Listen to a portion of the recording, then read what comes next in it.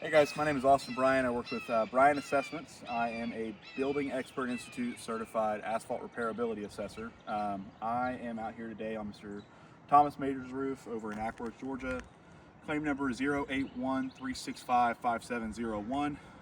He had reached out to me after Allstate had come out, looked at the roof. They had approved a couple repairs on the roof for approval for replacement. I believe in total there was around 25 shingles or so that was approved for replacement at the time. I'm out here today to go ahead and perform a repair assessment following the methods of the National Academy of Forensic Engineers, documenting whether or not the roof is in a repairable state, if there are any discrepancies that show up during the repair process, cracking, tearing, nail pull-throughs, material transfer, anything of the sort that would diminish the overall lifespan of the product on the roof. We'll document that today and make sure you guys can see that. We're up here. This is one of the damaged shingles that we are working on, and it was approved for replacement due to wind damage. There is another one, but in doing an assessment, we want to go ahead and pick a shingle in the field that is going to document well during the repair process. There's no pipe boots, valleys, ridges in the way that's going to keep us from properly assessing the overall repairability of the roof. So even if that shingle is damaged, we're going to consider it as a non-damaged shingle for the repair assessment process. The only reason is because the only part of the shingle that will be damaged is going to be this far right side, and this shingle has been untouched. So we'll keep that in mind when we're working. I'm about to go ahead and remove the shingle. We have another 3-tab shingle to be replaced. I believe they are of the same size. We're going to measure everything while we're here, make sure that's the case, and if there's any discrepancies there, we'll also document that as well. I'm going to go ahead and gauge the shingle just to see kind of what we're working with. I believe this is a 30-year 3-tab, or 20, looks like a 20, maybe a 25-year, 20-year. So the biggest thing is you want to stop once you feel resistance, and I get it kind of between the 20 and 25. So I would say this is probably a 25 to 20-year 3-tab shingle, which is pretty much right on the mark of what we're working with today. I believe the roof was installed around 2013 is what the owner told me. But we're gonna go and break the seals. That one's already broken. And during the process, well, prior to the process, I marked everything up. I went in and documented the overall condition. I took good close-up photos of each of the shingles. So if there's any differences, we'll have before and afters as well.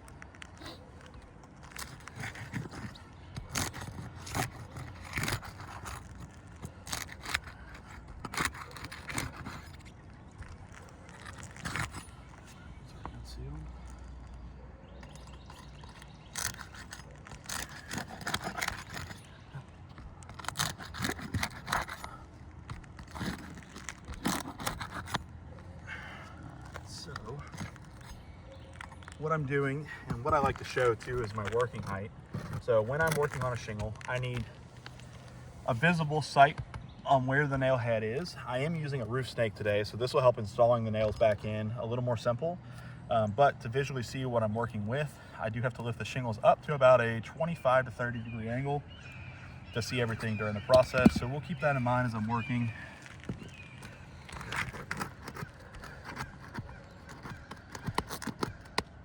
And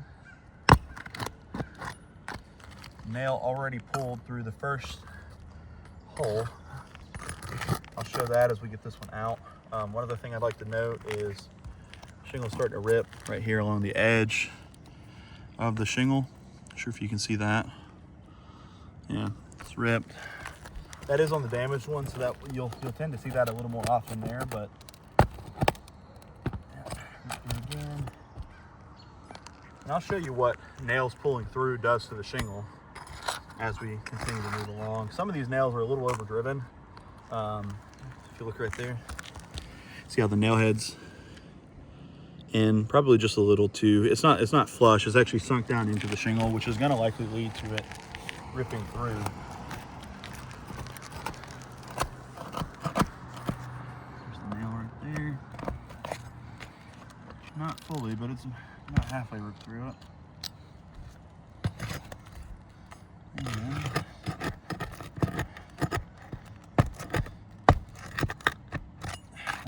right on through the edge of it.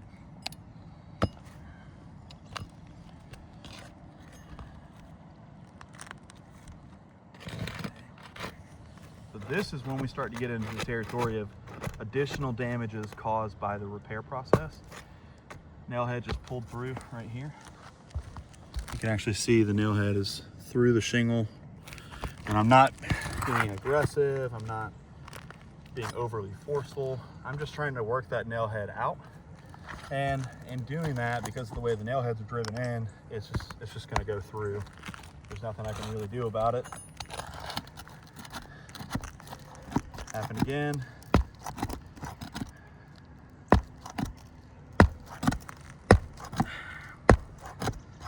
Shoot, that nail's not even coming out. There we go.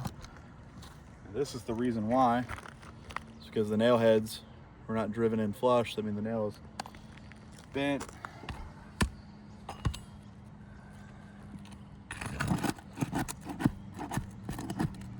And again, look at this. I'll show you right here. We have another tear. So this tear starts up here, runs down in a V shape, and runs out this way. I'm just trying to, yeah, see, I mean, the tool goes directly through the shingle. I'm gonna have to use the hammer on this to try to get underneath it.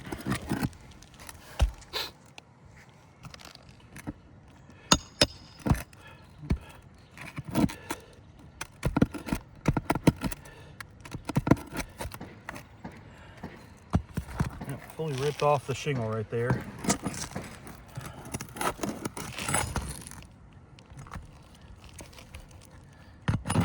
I do have to get that nail out because that's what's holding the damaged one in place. There we go. Finally got the nail out. And again, just breaks. I believe there's one more nail there. And that one also ripped through. So again, nail head ripped through, shingle, nail comes out of the bottom of it. Should pull right on out. So just to keep note, one of the things we're looking at, every time a nail head pulls through, you can see here that the nail holes are still pretty small. When they blow through like this, all this does is diminish the overall lifespan of the shingle.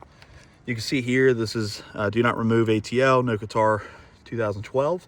This, I know for a fact, based on this layout, I've seen these 100 times. These are a Owens Corning Supreme shingle from 2012.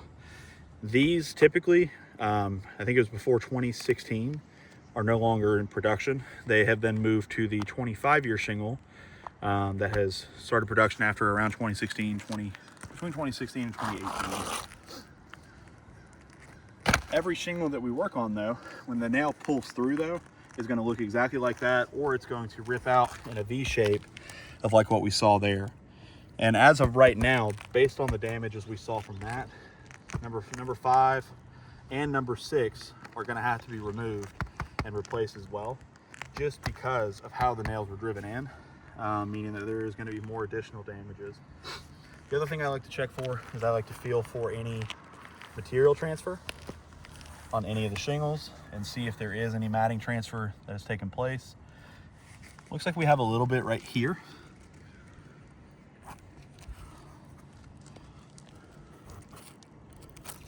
We have some right here on number 5 and 8. Too far over on my pitch hopper. That one looks to be pretty good. And then this one is pretty good. But as of right now, we're looking at material transfer. Just let me get some chalk and I'll mark these up. We're looking at material transfer on number 5 and number 8. We know that that material transfer is right there. We know we had some right there. The other thing too is we had a nail pull through and it ripped the shingle right there. We had a nail pull through in the same area. We had another one pull through right here. And I think it was just the 3 of those there. Okay, so at minimum, we're looking at number 5, number 8, and number 6 needing to be replaced because of the additional damages caused by the nail pull-throughs. If we were to go back and allow those shingles to stay in place, they'll no longer hold up to the overall repairability necessary to prevent more wind damage from occurring. If the nails were to be redriven in those areas, you'll have what's called the Bernoulli effect. When wind comes over the roof line, it'll pull against any of the void spaces inside of the shingle, which will lead to more wind damage on the roof long term. Let's go ahead and get ready to throw the new shingle in place.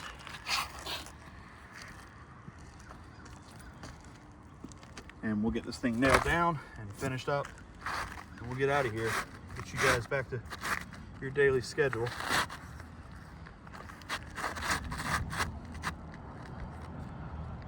Okay, so this is just a simple 3-tab shingle I had in the truck. Typically what the manufacturers are going to want you to do during the repair process, during the actual repair process, is going to be replacing the shingle with a manufacturing match. So we know that this is an Owens Corning shingle. Right now, all I have with me, I believe, is a GAF Royal Sovereign. So this will need to be pulled and replaced to effectively repair correctly. But keep in mind, every repair that is going to be done is going to lead to a domino effect leading up the roof line. Again, keep in mind, 1 1/4 roofing nails, we need about 1.5 inches of space underneath the shingles. So again, about that 30-degree angle, we want to make sure that the nails are driven in flush. Got a random nail right there.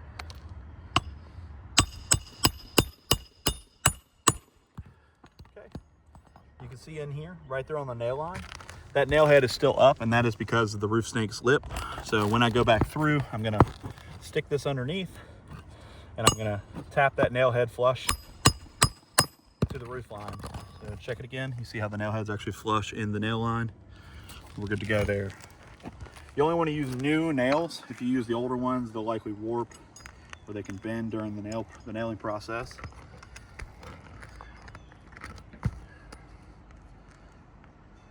Other thing to note, right here on the shingle, you can see the dust from where the snake tool is being used. It's actually crushing and pulverizing the granules on the shingle below it. So now, looking at number 1, we're likely going to have to replace number 1 as well. Now, unfortunately, that's the correct way to use the snake tool, right here as well. And right there on the edge of the new shingle, it's crushing the granules. But this is the recommended tool for repairs.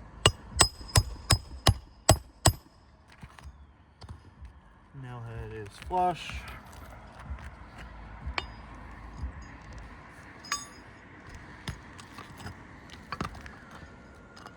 You want to do it on the key line right here, because this is going to be the safest spot to prevent any water penetration on the shingle above it.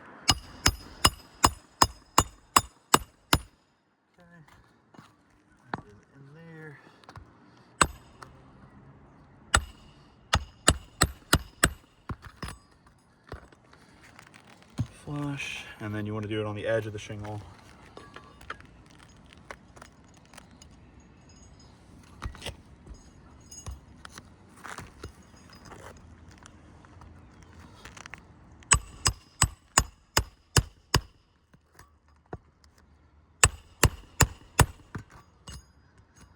Okay, let's flush.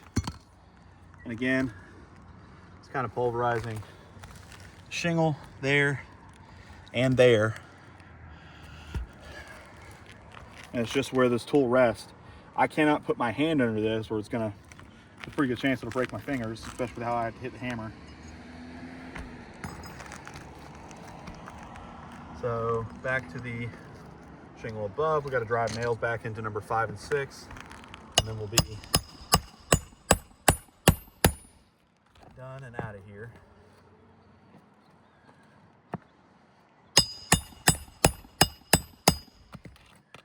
Okay, let's flush.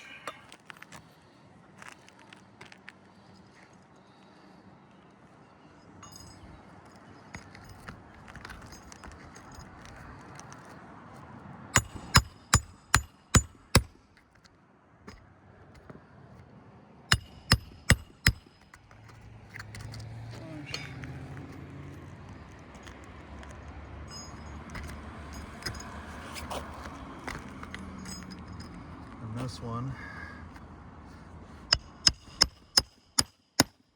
It's the broken one that had the V-rip in it.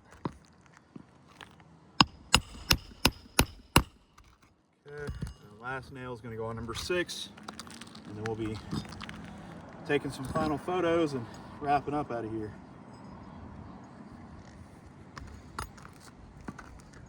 Okay.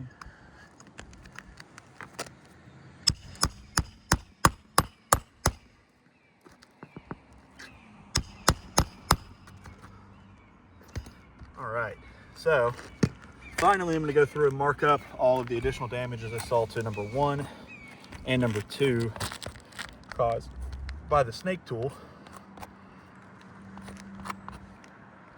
We have 4 spots where each of the nails have come through.